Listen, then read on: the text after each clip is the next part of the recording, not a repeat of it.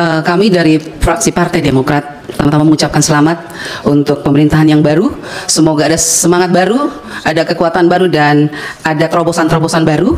Apalagi untuk kami di daerah 3T, supaya daerah 3T tidak tertinggal, terluar, dan terbelakang, tetapi bisa menjadi terkemuka dan terkenal. Itu kerinduan kami daerah 3T.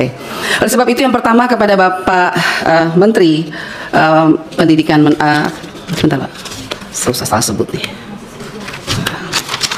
Ya, Bapak Menteri Mendikdasmen ya, Mendikdasmen. Saya sangat bersyukur dengan pendidikan bermutu untuk semua. Dan doa kami Pak, semoga pendidikan bermutu untuk semua ini betul-betul terlaksana dengan baik sampai ke tingkat daerah, khususnya daerah 3T. Karena kita ketahui selama ini bahwa persoalan di daerah 3T masih sangat kompleks. Kalau kita bicara soal prasarana dan prasarana sekolah, masih banyak yang hancur. Oleh sebab itu kenapa Komisi 10 meminta kalau bisa pembangunan sekolah, sarana prasarana sekolah itu ditarik kembali dari PUPR, diberikan kembali kepada Komisi 10, karena kamilah yang mengetahui paling banyak berapa sekolah-sekolah di daerah kami yang betul-betul rusak parah.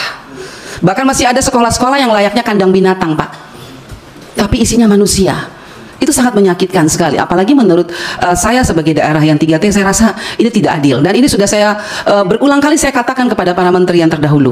Saya berharap dengan pemerintahan yang baru, dengan Pak Menteri, saya berharap berubahlah wajah-wajah ruang kelas yang layaknya binatang itu, tetapi betul-betul bisa layak untuk ditempati oleh anak manusia. Apalagi mereka tertinggal dan terbelakang. Mereka penuh dengan harapan-harapan dengan pemerintahan yang baru. Yang kemudian saya juga memohon semoga dengan pendidikan yang bermutu ini Pak, kalau kita melihat masih ada data, memang ini data 2023. Untuk tingkat SD saya bicara soal angka putus sekolah Pak. Untuk anak yang tidak sekolah, itu datanya ada masih dari 23 juta siswa. Untuk SD saja, itu masih ada 0,67%, ya ada 160.368 siswa yang tidak sekolah. Ini yang tidak sekolah, kita belum bicara lagi yang putus sekolah. Yang putus sekolah, data terakhir BPS itu 2015 memang ada 58.000. Nah, untuk SMP masih ada 6,93% atau 698.000 siswa yang tidak sekolah, dan yang putus sekolah masih ada 271. Untuk SMA lebih tinggi lagi Pak, masih ada 21,61%. Artinya dari 5 juta siswa SMA masih ada sekitar 1.162.000 siswa yang tidak sekolah. Itu yang tidak sekolah, masih ada lagi yang putus sekolah.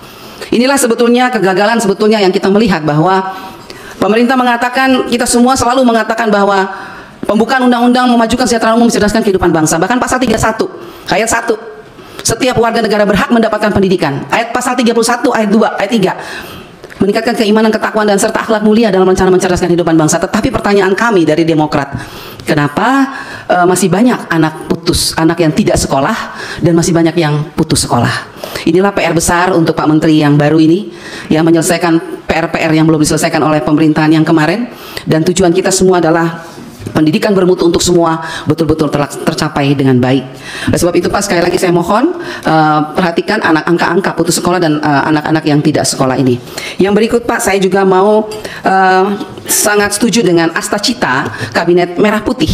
Semoga ini betul-betul bisa memperkuat pembangunan sumber daya manusia, khususnya daerah 3T. Lagi-lagi 3T Pak, ya, karena memang semua program baik, semua anggaran kita setujui, tapi yang terjadi adalah selamanya daerah 3T tidak bisa menikmati apa yang selalu dibangga-banggakan oleh kita di pusat. Contoh saya sudah katakan tadi, salah satunya sarana prasarana. Kemudian kesejahteraan guru-guru Pak.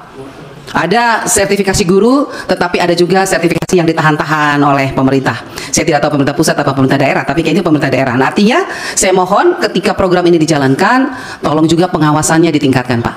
Ya, apapun yang Bapak putuskan di tingkat pusat, tolong pengawasan sampai ke tingkat daerah harus menjadi prioritas, karena tidak ada gunanya kita bicara program dan anggaran banyak kalau pengawasannya lemah. Nah, ini yang terjadi selama ini. Kemudian saya juga mohon Pak, ketersediaan guru-guru di daerah pedalaman. Masih banyak daerah pedalaman yang tidak ada guru karena terlalu jauh. Dan ketika saya tanya, ada beberapa guru yang betul-betul memang luar biasa. Mereka walaupun di pedalaman, tapi mereka mau mengajar melewati jarak yang terlalu jauh, berkilo-kilo, ratus kilo, lewati sungai, lembah yang cukup curam. Tetapi mereka menjalan. Maksud saya adalah, tolong juga diperhatikan kesejahteraan guru-guru di tingkat pedalaman. Mungkin gajinya tidak bisa disamakan sistem kinerjanya Pak. Guru-guru yang di kota masa disamakan dengan guru-guru yang mengajar di pedalaman. Yang di kota bangun pagi naik mobil sampai mengajar selesai. Tapi yang di pedalaman mesti naik perahu, turun lembah, segala lewat sungai, lewat apa? Kalau kita NTT mengatakan lewat kali yang besar. Mesti tunggu kalau musim banjir. Mereka mesti tunggu dulu. Kadang-kadang ada guru yang hanyut terbawa banjir. Maksud saya beri penekanan kepada guru-guru yang di pedalaman. Apa yang kita mau melakukan untuk mereka? Paling tidak ada perhatian pemerintah secara khusus untuk mereka di pedalaman. Paling tidak diberi reward atau apa Pak, mungkin gajinya dibedakan dengan guru-guru yang enak-enak saja di kota ya. Kalau guru-guru di kota kan tinggal jalan, tapi di sana itu susah sekali. Nah, saya mohon penekanan itu Pak. Kemudian saya juga minta kita masih tetap mesti memberikan keadilan kepada guru-guru swasta.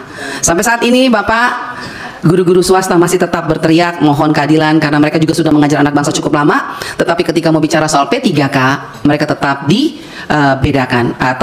Ternyata ketika kita melihat bahwa ada di Permendagri 348.5 bahwa setiap guru-guru yang akan mengikuti P3K mesti mendaftar melalui instansi pemerintah.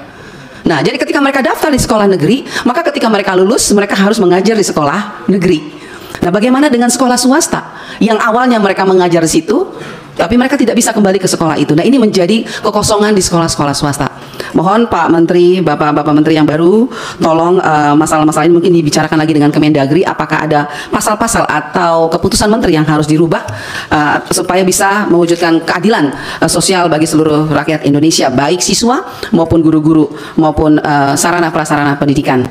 Kemudian saya juga mohon Pak, semoga pendidikan untuk semua, pendidikan bermutu untuk semua ini, terutama layanan pendidikan inklusif. Bapak Ibu, di pedalaman banyak anak-anak yang tidak bisa bersekolah Pak, karena orang tuanya takut anaknya diperkosa di tengah jalan. Terlalu jauh jarak antara sekolah dengan tempat tinggal mereka. Akhirnya orang tua, siapa yang mau melepaskan anaknya kalau pergi sekolah ternyata diperkosa di jalan. Nah, ini harus menjadi perhatian kita semua. Karena bagaimanapun mereka adalah anak bangsa yang tidak bisa kita lupakan. Walaupun mereka di pedalaman, tapi mereka punya hak yang sama karena ada undang-undang yang melindungi mereka. Jadi saya mohon Bapak Menteri yang baru betul-betul memperhatikan baik guru maupun siswa-siswa anak-anak yang ada di daerah-daerah pedalaman Pak. Karena mereka juga mempunyai hak yang sama untuk mengecam pendidikan di Indonesia yang kita cintai ini. Kemudian untuk terakhir, sekali lagi Bapak Ibu, mohon juga untuk saya senang mendengar berita bahwa akan kembali ke ujian nasional. Ya, betul sekali kata saudara saya tadi mengatakan ini jangan terburu-buru, tetapi saya yakin pasti Pak Menteri bisa memberikan keputusan yang terbaik karena memang kenyataannya sekarang banyak anak SMP, SMA lulus tetapi tidak tahu membaca. Literasinya jelek sekali. Nah, ternyata saya tanya, kenapa ya? Kok anak-anak tidak pintar tapi lulus? Ternyata katanya, kalau saya nggak salah ya, saya nggak tahu nih ada Bu Sekjen. Katanya kemarin itu diharuskan wajib lulus. Apakah itu benar? Kalau menurut guru-guru wajib lulus. Jadi pintar tidak pintar wajib lulus. Pantesan suruh baca nggak bisa baca. Nah, ini menjadi persoalan penting Pak. Hati-hati karena bagaimanapun kita harus memberikan yang terbaik agar kualitas pendidikan anak-anak kita khususnya di literasi, numerasi dan sains teknologi itu benar-benar menjadi fokus kita bersama. Jadi kalaupun mereka lulus, mereka betul-betul pintar dan cerdas, bukan hanya sekedar lulus. Masih banyak lagi Pak Menteri mengenai banyak sekali ada permintaan juga dari guru-guru untuk PMM yang kemarin diadakan kalau bisa ditiadakan. Tapi masih ya kita serahkan semua kepada Pak Menteri yang baik saja bagaimana. Yang penting jangan menyusahkan guru-guru dengan program-program yang harus menggunakan data dan lain sebagainya macam.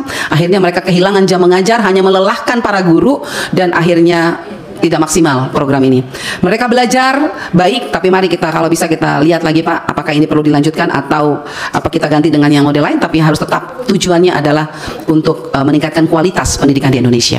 Untuk pendidikan tinggi ya kita berharap semoga nanti diharapkan kementerian bisa membuat roadmap mengenai arah riset dan inovasi perguruan tinggi kita Pak, agar riset dan teknologi kita selaras dengan kebutuhan industri kita serta berjalan dengan arah pemerintahan kita saat ini.